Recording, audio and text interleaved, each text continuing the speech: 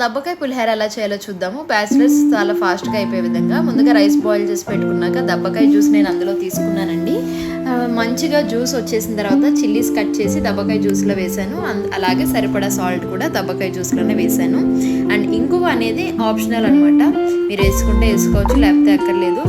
ఇక్కడ చూపించినట్టు కడాయి పెట్టుకొని ఆయిల్ కొంచెం వేడైన తర్వాత పల్లీలు యాడ్ చేసేసుకోండి. పల్లీలు అనేవి లైట్ బ్రౌన్ కలర్లోకి వచ్చిన తర్వాత మనం ఎండుమిర్చి యాడ్ చేసేసుకోవచ్చు. ఎండుమిర్చి లైట్గా వేగిన తర్వాత కాజు కూడా తీసి పక్కన పెట్టుకున్నాం కదా, ఆ కాజుని కూడా యాడ్ చేసేసుకోండి. యాడ్ చేసుకున్న కాజుని లైట్గా కొంచెం బ్రౌన్ కలర్లో వచ్చేదాకా వేపించి తర్వాత మీరు దాంట్లోనే తాలింపు దినుసులు అనేవి వేసేసుకోవచ్చు. మనం క్వాంటిటీ బట్టి తాలింపు దినుసులు అనేది యాడ్ చేసుకోవాలండి. నేను 2 టేబుల్ స్పూన్స్ వేసాను. అండ్ తాలింపు దినుసులు కూడా అన్నీ మిక్స్ అయ్యే ఉంటాయి అనమాట. ఇలా బ్రౌన్ కలర్లోకి వచ్చిన తర్వాత కరివేపాకు అనేది యాడ్ చేసేసుకోండి. ఎండింగ్లో మంచి అరోమాతో చాలా బాగా వస్తుంది. కరివేపాకు ఫ్లేవర్ వేయగానే మంచి స్మెల్ వస్తుంది.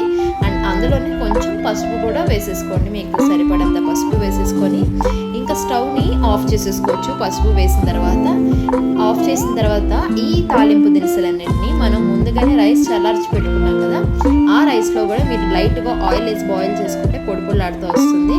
అలా నేను ఆయిల్ వేసి పెట్టుకున్న రైస్ ఏనండి అది. ఇప్పుడు మీరు తాలింపు దినుసులన్నీ కూడా యాడ్ చేసేసుకొని స్లోగా ఇంకా మిక్స్ చేసుకుంటూ ఉండండి. మంచిగా ఉండే ఫ్లేవర్ లాగా లేయర్స్ వైజ్గా రైస్ కూడా పొడి పొడిలాడుతూ, చూసారు కదా ఎంత బాగా వచ్చిందో. అండ్ నేను రైస్ కూడా రైస్ కుక్కర్లోనే పెట్టుకున్నాను అనమాట.